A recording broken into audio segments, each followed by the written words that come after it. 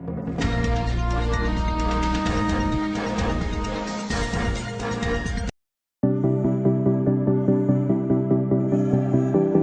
pernikahan unik yang berlangsung di Boyolali, Jawa Tengah di masa PPKM darurat ini. Bukan di rumah ataupun di gedung, pengantin ini mengikat janji suci di dalam sebuah bus yang melaju.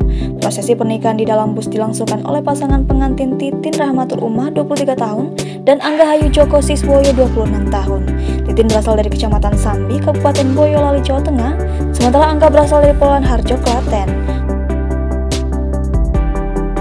Ummah binti Narno dengan engkau yang walinya telah mewakilkan perwaliannya kepada saya dengan mas kawin berupa seperangkat alat sholat dan perhiasan emas 10 gram tunai.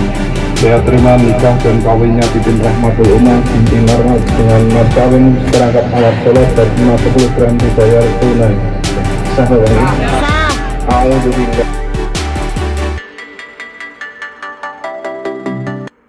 Pernikahan di dalam bus itu dilangsungkan pada Minggu 11 Juli 2021. Titin dan Angga rencananya melangsungkan pernikahan di kediaman Titin di Desa Gesikan, Kecamatan Sambi, Boyolali. Pihak keluarga sudah menyebar undangan dan mempersiapkan segala keperluan. Namun aturan PPKM darurat membuat izin mereka terpaksa dicabut oleh pihak kecamatan. Sebelum memutuskan nikah di dalam bus, Titin dan Angga punya dua pilihan lain, yaitu menggelar akad nikah saja di rumah atau akad nikah saja di kantor KUA. Pilihan pertama tidak diambil karena akad nikah di rumah masih berpotensi menimbulkan kerumunan. Sementara pilihan akad nikah di KUA tidak diambil karena hanya diperbolehkan berlangsung 60 menit. Angga sang pengantin pria rupanya merupakan pegawai sebuah tour and travel. Tour and travel tersebut menawarkan produk menikah di dalam bus.